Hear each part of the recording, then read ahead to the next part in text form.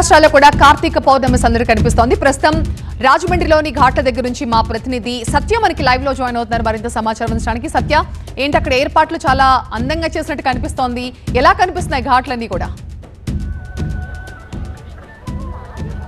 కాసేపట్లో ఏదైతే నిత్యహారతి ప్రారంభం కాబోతుంది గోదావరి తీరాన, మరోపక్క దీపాలు వెలిగిస్తున్నారు. అయితే మహిళలు పెద్ద ఎత్తున ఇక్కడికి పుణ్యస్నానాలు ఆచరించి అరటి డప్పల్లో దీపాలు వదులుతున్నారు. అలాగే 365 ఒత్తుల్ని కనుక శివుడికి పరమాత్ముడికి సమర్పిస్తే ఈరోజు చాలా మంచిదనేది ఒకసారి చూడొచ్చు. పెద్ద ఎత్తున ఉదయం నుంచి కూడా ఇక్కడికి పెద్ద ఎత్తున మహిళలు చేరుకున్నారు.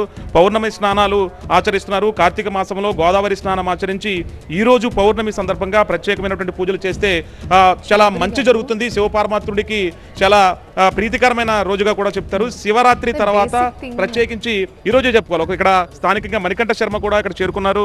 కాసేపట్లో ఇక్కడ ఏదైతే నిత్యహారతి ప్రారంభం కాబోతుంది, కాశీ తరహాలో హారతిని ఇక్కడ ఇవ్వబోతున్నారు.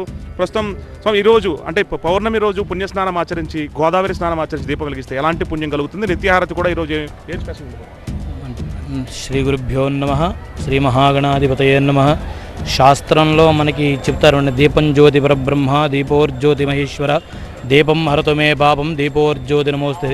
అంటే మనం దీపాన్ని సాక్షాత్ పరంజ్యోతి స్వరూపంగా ఆ పరమాత్మకి ప్రతిరూపంగా మనం దీపాన్ని అర్చిస్తూ ఉంటాం. అటువంటి దీపారాధన నిత్యం చేయడం వల్ల మనలోని అజ్ఞానం తొలగి ఆ భగవంతుని అనుగ్రహంతో జ్ఞానసిద్ధి కలిగి మోక్షం ప్రాప్తిస్తుందని శాస్త్రవచనం. అందులోనూ ఈ యొక్క కార్తీక మాసం అంటే శ్రవణ నక్షత్రముతో కలిసిన కృత్తికా నక్షత్రముతో కలిసి ఉన్నటువంటి పౌర్ణమి ఏ రోజు ఉందో దాన్ని ఆ మాసాన్ని కార్తీక మాసం అంటారు. ఇది శివకేశవులిద్దరికీ కూడా చాలా ప్రీతికరమైనటువంటి మాసం అన్నమాట.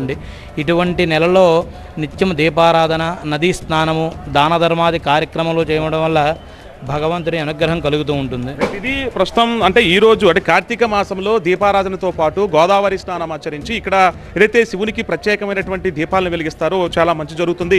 ఈ సంవత్సర కాలంలో చేసినటువంటి ఏదైతే పాపాలన్నీ కూడా ఈరోజు దీపం వెలిగిస్తే ఏదైతే దంపతులు కానివచ్చు, కుటుంబ సభ్యులు కానివచ్చు, అంతా చాలా సుభిక్షంగా జరుగుతుంది. రాష్ట్రం కూడా సుభిక్షంగా ఉంటుంది అనేది ఇటువంటి పురోహితులు కూడా చెప్తున్నటువంటి పరిస్థితి ఇక్కడ ఉంది. కాసేపట్లో నిత్యహారతి కూడా ప్రారంభం కాబోతుంది. రాజమండ్రి ఏదైతే గోదావరి తీరాన్ని ఇప్పటికీ అన్నవరం దేవస్థానానికి పెద్ద ఎత్తున భక్తులు రావడంతో ఇప్పటికీ కూడా అది గిరి ప్రదక్షిణ పూర్తయింది. దీపాలు వెలిగించడానికి పెద్ద ఎత్తున శైవ క్షేత్రాలకి పోటెత్తుతున్నారు భక్తులు.